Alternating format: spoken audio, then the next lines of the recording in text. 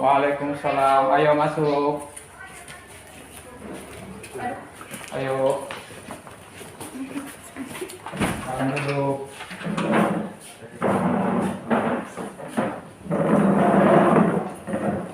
Kita tetap jaga jarak ya. Karena ini masa pandemik, jadi kita harus prokes, protokol kesehatan. Bapak senang anak-anakku datang di sini untuk melaksanakan layanan bimbingan. Namun sebelumnya kita berdoa atas nikmat yang diberikan oleh Allah kepada kita sehingga pada hari ini kita bisa ada di tempat yang sederhana ini. Mari kita berdoa sesuai dengan kepercayaan kita. Doa dimulai.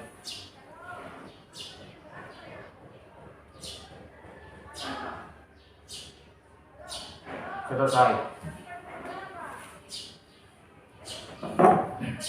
Sebelum kita memulai, mungkin ada yang tahu apa itu layanan bimbingan kelompok. Kalau belum ada, Bapak akan jelaskan apa itu layanan bimbingan kelompok. Jadi layanan bimbingan kelompok itu adalah layanan yang diberikan kepada peserta didik untuk memberikan pemahaman terhadap masalah-masalah yang mereka hadapi. Nah, di sini kalian harus aktif karena dalam layanan ini bersifat dinamika kelompok. Artinya semuanya harus aktif mengutarakan apa persoalannya yang dihadapi. Kemudian di sini ada asas yang kita harus kita patuhi, yaitu asas kesukaan, kekinian, dan kesukarelaan. Bapak senang sekali karena anak-anakku datang di sini secara sukarela. Nah, sekarang kalian sudah paham kan? Paham. Nah, oke. Jadi karena kalian sudah paham apa itu bimbingan kelompok, nah kira-kira siapa yang memulai atau mau mengungkapkan dulu persoalan, Pak? Kalau boleh, Pak, saya ingin pada pembahasan kali ini saya ingin belajar tentang bahasa Bugis. Soalnya saya orang Bugis, nggak bisa bahasa Bugis. Oh, Dan iya. juga teman-teman saya juga nggak bisa, Pak. Oh begitu. Yang lain? Kalau saya Pak Ya. suka ngantuk di kelas. Oh, ngantuk di kelas. Suka ngantuk di kelas ya? Pak, saya ingin membahas masalah motivasi saya rendah untuk belajar daring, Pak. Oh iya.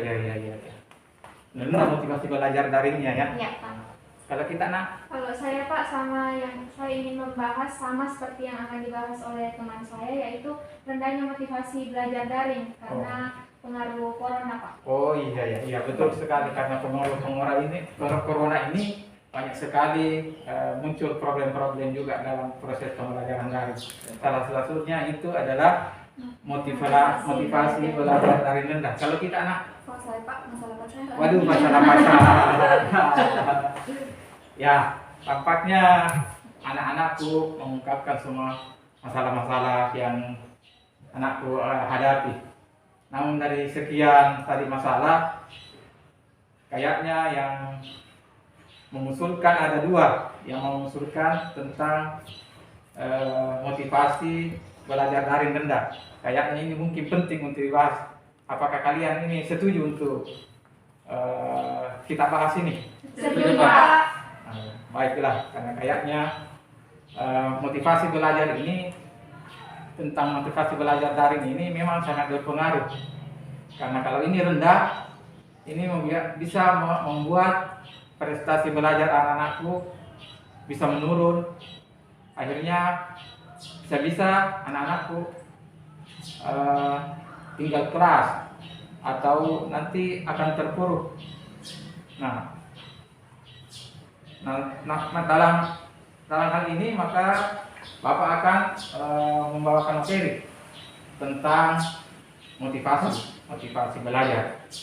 Nah, di dalam pemaparan materi ini Bapak juga akan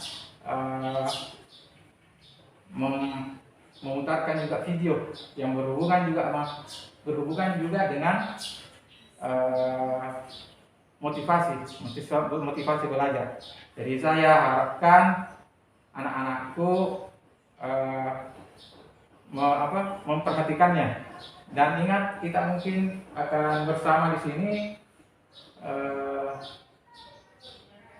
kurang lebih 40 menit lah kita akan membahas masalah ini. Apa kalian sudah siap untuk menerima materi ini? Siap. Baiklah, kalau begitu tolong diperhatikan. Mari kita melihat. Tolong diperhatikan ya. Jadi motivasi adalah segala upaya dan dorongan untuk melakukan sesuatu. Mengarahkan bahwa motivasi adalah menggerakkan siswa untuk melakukan sesuatu atau ingin melakukan sesuatu. Motivasi belajar berasal dari faktor. Ada namanya faktor internal. Siapa yang tahu apa itu faktor internal? Faktor yang timbul dari dalam diri setiap orang. Iya, bagus sekali. Ada yang lain? Apa itu faktor internal? Baik. Dari faktor internal, motivasi itu tumbuh adanya karena kesadaran diri kita. Jadi kita sendiri yang sadar bahwa motivasi itu penting untuk mengembangkan diri dan bekal untuk menjalankan kehidupan. Jadi itu motivasi kita untuk belajar. Kemudian ada faktor eksternal. Apa itu faktor eksternal? Siapa yang bisa? Pengaruh dari orang luar. Pengaruh dari luar, lingkungan, bagus sekali. Jadi itu adalah faktor dari luar, yaitu berupa rangsangan dari orang lain atau lingkungan sekitarnya dan dapat mempengaruhi psikologis seseorang. Oke. Jadi cara menumbuhkan motivasi belajar yaitu bergaul dengan orang-orang yang senang belajar. Jadi anak-anakku harus bergaul dengan orang yang senang belajar. Nah, jangan bergaul dengan orang yang tidak mau belajar, karena itu tadi bisa mempengaruhi mental, kemudian belajar apapun. Jadi kita itu belajar semuanya harus dipelajari. Jangan hanya satu dipelajari.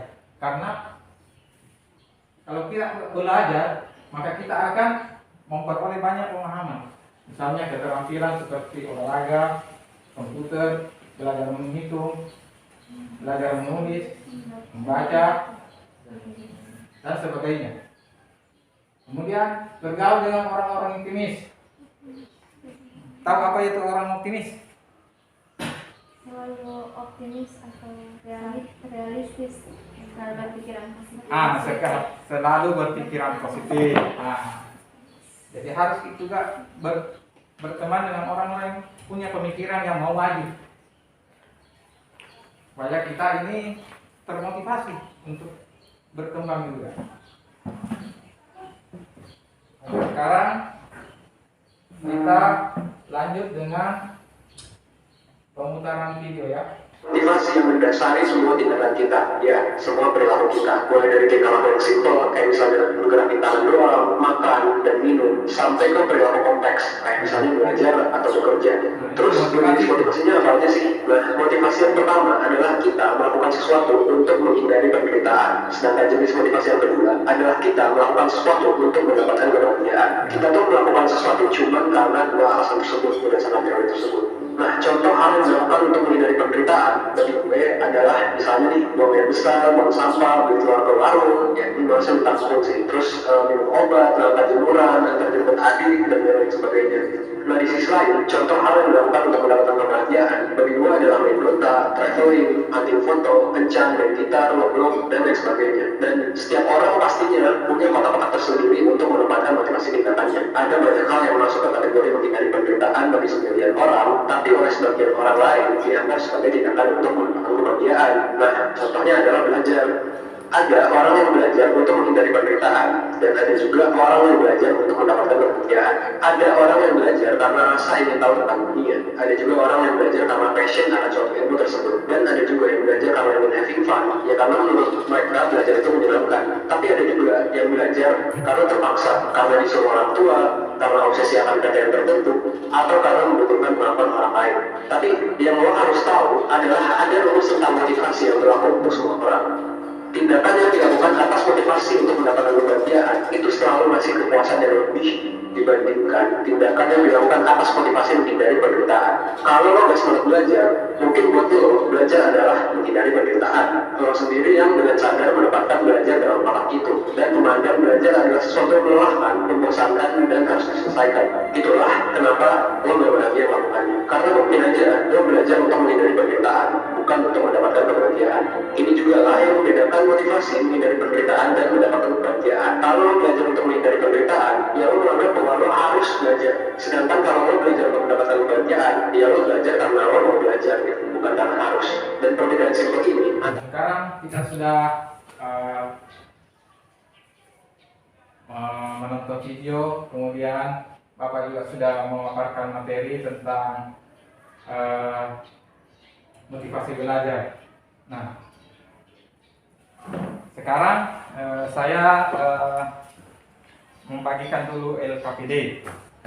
Jadi saya minta ini dikerja, kemudian sebentar saya akan tanya sejauh mana pemahaman anak-anak tentang materi yang kita bahas ya. Silakan dulu kerja.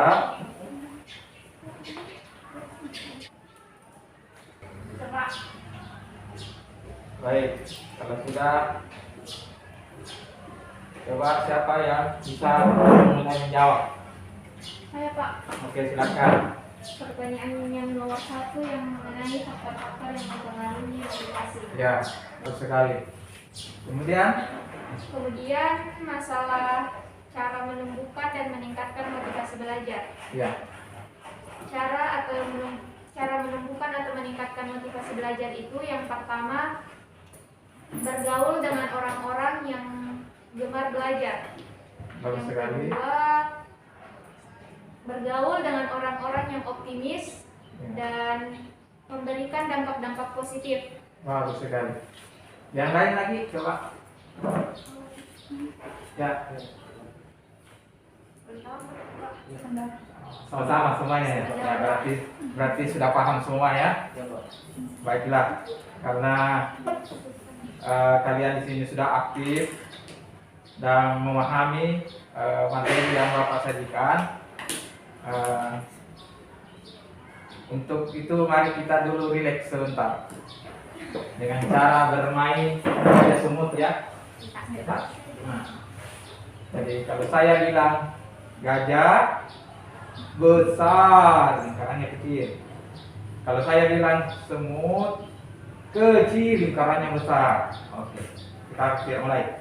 Gajah besar, semut kecil. Nampaknya kita sudah bisa relax lagi kembali.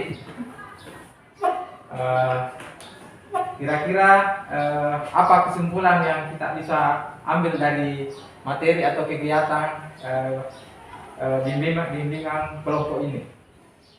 Mungkin kesimpulannya bahwa kita harus mempelajari masalah cara-cara atau faktor-faktor yang mempengaruhi motivasi belajar agar kita bisa meningkatkan motivasi belajar kita, karena apabila motivasi belajar kita rendah maka prestasi bahkan nilai kita itu akan ikut rendah. Oh, bagus sekali.